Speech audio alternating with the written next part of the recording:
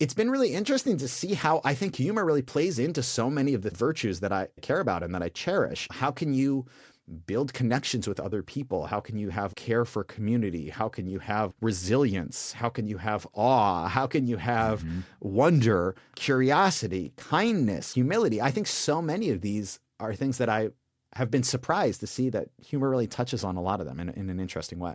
We often think of virtue development, character development as being so serious, and that somebody who's particularly good at it, who's achieved some of Templeton's mission to cultivate and hold virtue in high regard, that sometimes can come across as, oh, those people are so sanctimonious, Totally. right? And they're so serious, and like the world's most religious people must be so dour and so sour, and you would just not want to be around that. But then, of course, then you go out and look into the world, and someone like Dalai Lama has this huge smile, is always telling jokes. And so there's a bit of a paradox there. I feel like the stereotype, a good person is serious and not fun. And then the person who's always cutting up is like the bad kid in class, right? It's the class clown, the person who's undercutting the teacher and somehow destructive of these high-minded aspirations. But you kind of flip it on its head.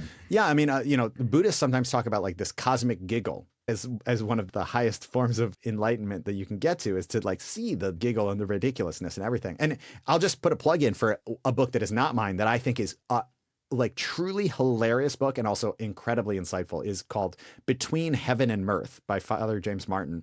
And it's about the role of laughter, humor, and comedy in religion, specifically in Christianity, Judaism, and Islam. And that book is so funny and just opened my eyes to all of the like spiritual parts of laughter and joy. And I do think that people who are actually smart, like really smart people, not people who seem smart but maybe are pretending, those people are always willing to admit all the things that they don't know.